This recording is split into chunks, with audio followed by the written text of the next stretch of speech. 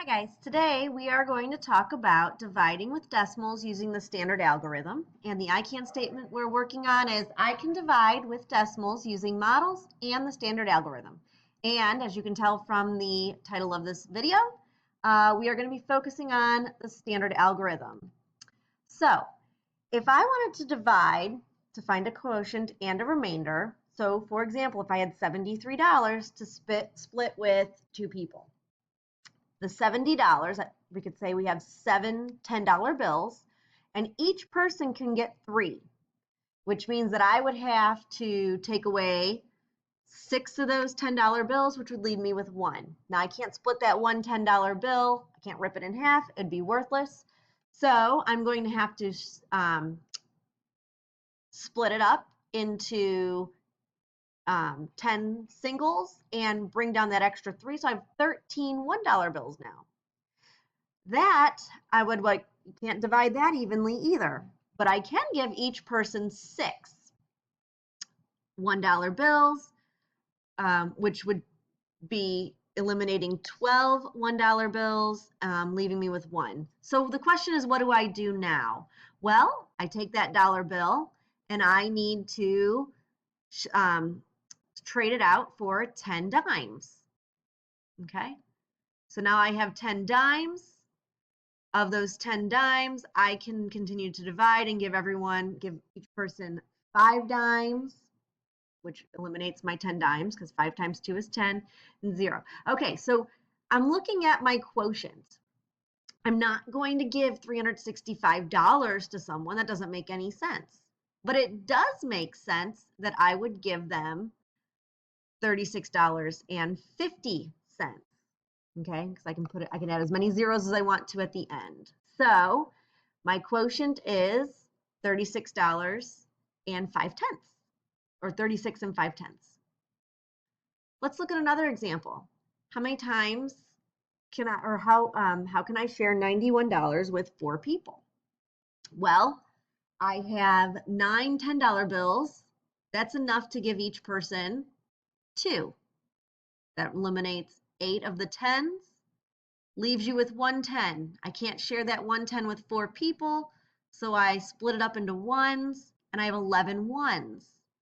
Well, if I have 11 ones, I can give each person, again, 2 of those ones, which means I'm eliminating 8 of them.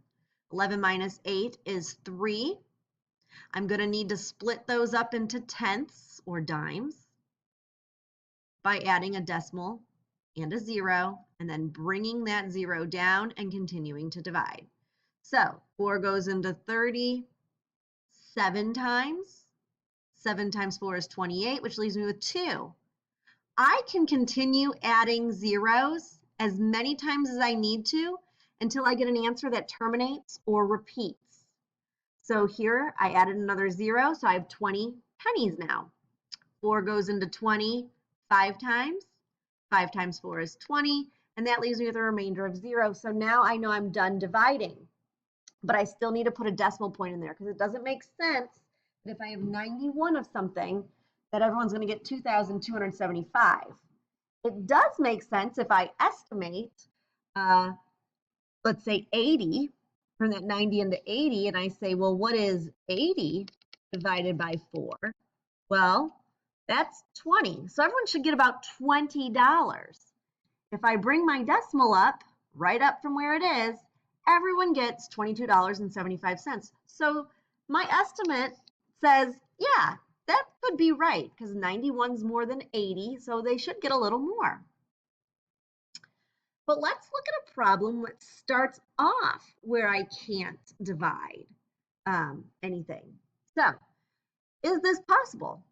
Well, yes, it is. If I have $4, I can still give 5 people some money, right? I just can't give them single dollars. So what I do is right off the bat, I'm going to change that 4 into 4.0, or 4 and 0/10,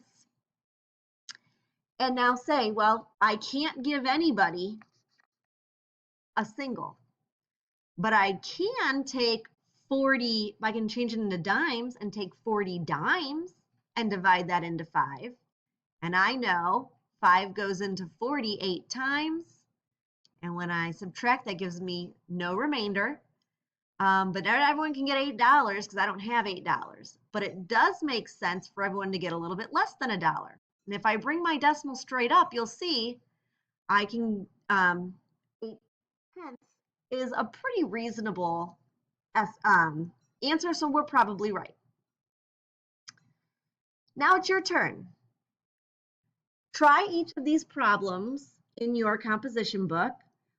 Go back and look at the picture that I've placed on the blog to show you the setup and the expectations, just like we were showing in our examples here with the graph paper, 1 digit per square. And that's what I expect to see when you do these problems. Try them out, pause the video, and when you're done, press play and see how you did. Okay, let's check your work. Here's what you should have gotten. Notice in number 3, as you kept dividing, you kept getting 4, 4, 4, 4, 4. So to show that 4 is repeating, we put this repeating bar over it. We are now done with this video. Nope, we are not. We have one more problem. Sorry about that. Here we go. Let's divide a decimal by a whole number. So what if I start off with a decimal already in the problem? I have $9.10 and I want to share it with 2 people. Well, same as we've been doing before. 2 goes into 9 4 times. 4 times 2 is 8. 9 minus 8 is 1. I have $1. Can't share that with 2 people, so I'm going to split it into 10 dimes plus the 1 that I had that was given in the problem. 2 goes into 11 5 times. 5 times 2 is 10. 11 minus 10 is 1. I'm going to need to add a 0, bring it down. Now we're talking about pennies.